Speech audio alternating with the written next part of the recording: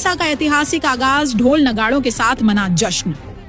झारखंड के इतिहास में 24 दिसंबर 2025 की तारीख सुनहरे अक्षरों में दर्ज हो गई है। राज्य गठन के 25 साल लंबे इंतजार के बाद हेमंत सोरेन सरकार ने पेसा नियमावली 2025 को मंजूरी दे दी है। इस ऐतिहासिक फैसले की सबसे जीवंत तस्वीर रांची में पूर्व पंचायती राज निदेशक निशा उरांव के आवास पर देखने को मिली।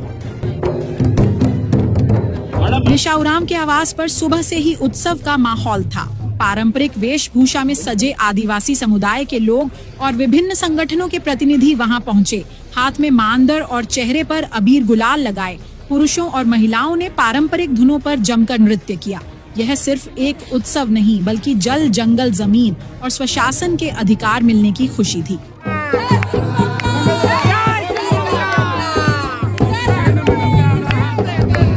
इस मौके पर निशा उरांव के साथ उनके पिता और वरिष्ठ नेता रामेश्वर उरांव भी मौजूद रहे।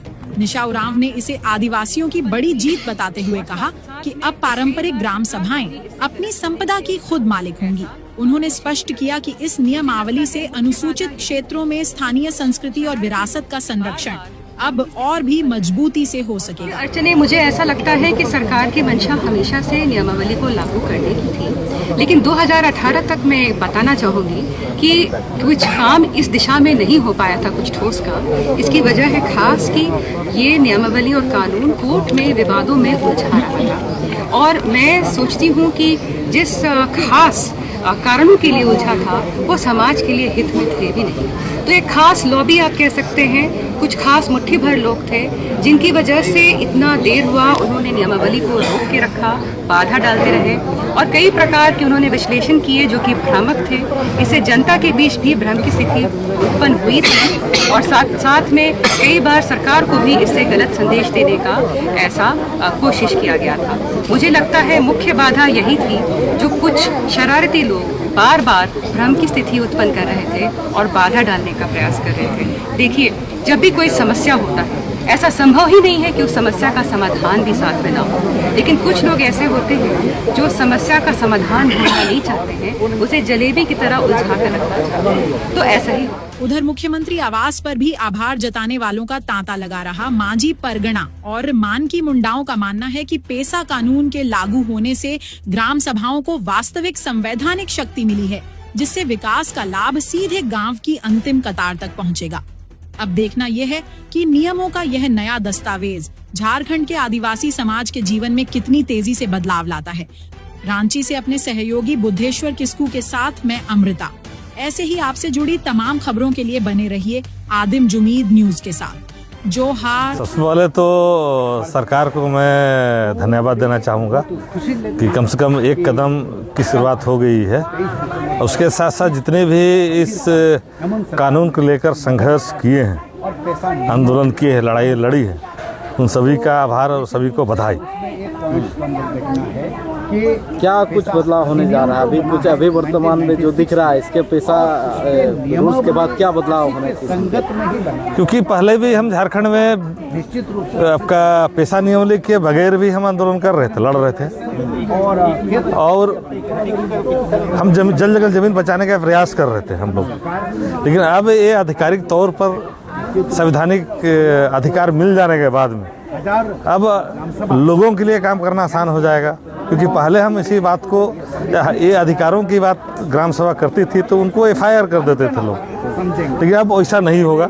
तो इसके लागू हो जाने से जल जंगल जमीन हम बचा सकते हैं, अपनी पारंपरिक व्यवस्था को बेहतर प्रबंधन कर सकते हैं, अपनी भाषा संस्कृति को बचा सकते हैं। प्लस आपका गाँव पे जिसे पहले जो है ग्राम सभा को जो है, जो पारंपरिक ग्राम सभा है, जैसे मुंडा है, पड़ा है, मानकी मुंडा है, ढुकलोसोर, इसको प्रशासनिक अधिकारी या हमारे बुद्धिजीवी लोग वर्ग के लोग स्वीकार नहीं करते थे कि ये लोग गंवार है, क्या जानेगा। लेकिन इस कानून की विशेषता है और ख़ास बात है कि पहला राज्य है झारखंड जहाँ पर आपके पारंपरिक व्यवस्था जो पड़ा है, ढुकलोसोर है, मुंडा है, मानकी है, माझी है, इनको संवैधानिक तौर से मान्यता दी गई है, जो बड़ी बात है अपने आप में। और ये पूरे देश के सभी राज्यों के लिए मील का पत्थर साबित हो सकता है।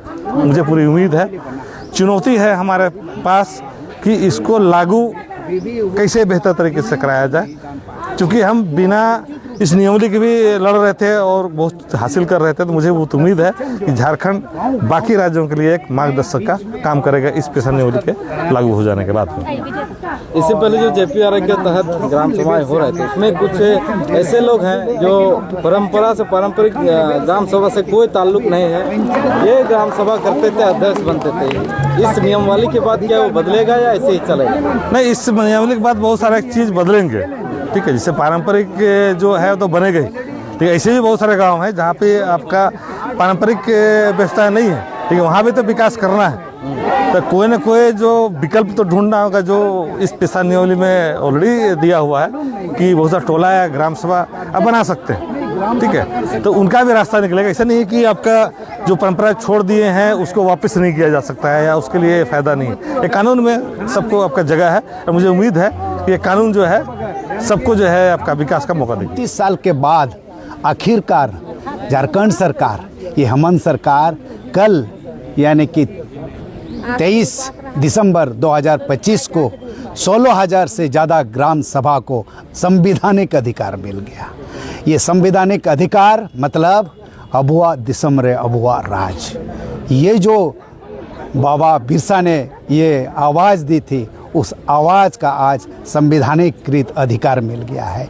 इस पे अभी जो ग्राम सभा के अध्यक्ष हैं, जो पारंपरिक अध्यक्ष है, वो पारंपरिक अध्यक्ष जो है अपना कार्य कुशलता को आगे बढ़ाएंगे। वो कार्य कुशलता क्या होंगे? वो जल जंगल जमीन हमारा है, ये जो हम लोग कहते आए हैं, उसका जो है पारंपरिक प्रबंधन करके अभी हम लोग विकास के रास्ते पर जाएंगे। ग्राम विकास होगा, गांव विकास होगी, झारखंड विकास होगा तो देश विकास होगा। तो इस मेन स्ट्रीम पे हम लोग आ गए हैं, तो उसको सही तरीके से अभी सभी ग्राम सभा के जितना भी अध्यक्ष होंगे पारंपरिक, उनको मैं आज के आपके माध्यम से ये संदेश देना चाहूँगा कि आप लोग ज़रूर इस पे सहभागिता रहिए और अपना अधिकार पे आप जो अधिकारी बन गए, आप जो शासन के मालिक बन गए हैं, उस तरह से आपको पेश आना होगा। अगर चाहे थाना दारोगा हो या चाहे प्रखंड के अधिकारी हो, सबसे आपको काम लेना होगा और काम कराना होगा। और अपना जो प्राकृतिक संसाधन है, अपना जो सामुदायिक संसाधन है, उसको पारंपरिक तरीका से प्रबंधन करना होगा।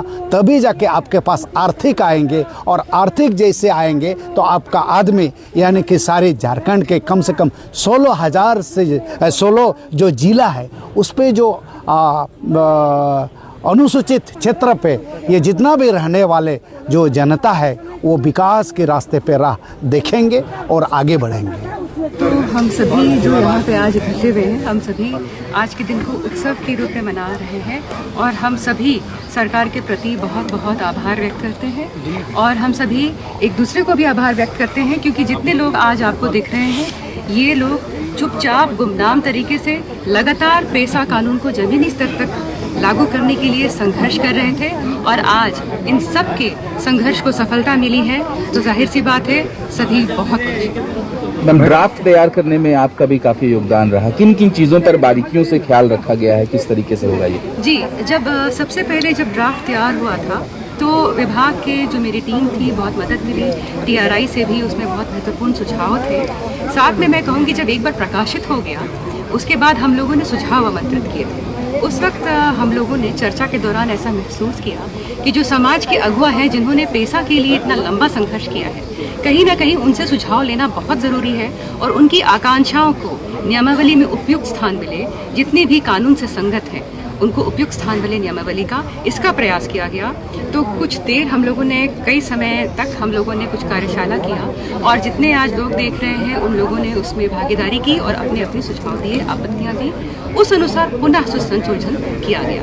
मैडम, मुख्य अड़चनें इसमें क्या थी और अब क्या लगता है कि किसी प्रकार की अड़चनें नहीं आएंगी? देखिए, मुख्य अड़चनें मुझे ऐसा लगता है कि सरकार की मंशा हमेशा से नियमावली को लागू करने की थी, लेकिन 2018 तक मैं बताना चाहूँगी कि कुछ काम इस दिशा में नहीं हो पाया था, कुछ ठोस काम। इसकी वजह है खास कि ये नियमावली और कानून कोर्ट में विवादों में उलझा रहा था। और मैं सोचती हूँ कि जिस खास कारणों के लिए उलझा था वो समाज के लिए हित में थे भी नहीं।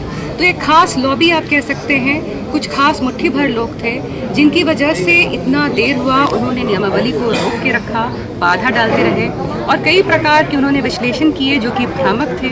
इससे जनता के बीच भी भ्रम की स्थिति उत्पन्न हुई थी और साथ में कई बार सरकार को भी इससे गलत संदेश देने का ऐसा कोशिश किया गया था।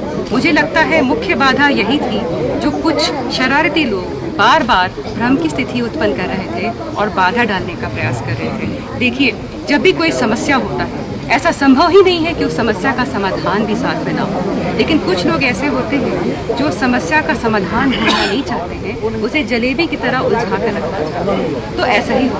मैडम, ये क्लियर कीजिए कि जो आदिवासियों में जो धर्म को छोड़ चुके हैं, ईसाई धर्मावलंबी हो गए हैं, उनके लिए क्या बंदिशें रहेंगी? क्योंकि ये जो पेशा कानून है रूढ़िवादी परंपराओं को मानने वाला है और जैसा ड्राफ्ट में भी आप बता रहे हैं, रूढ़िवादी परंपराओं से इतर जो लोग चले गए हैं दूसरे धर्म में, जो क्रिश्चियनिटी मान रहे हैं, उनको कैसे रोकेंगे और कैसे, मतलब उनके लिए क्या है? देखिए, मुख्य तौर पर इसे आप अभी कानून की ठोस परिभाषा मत मानिए जो मैं कहने जा रही हूँ।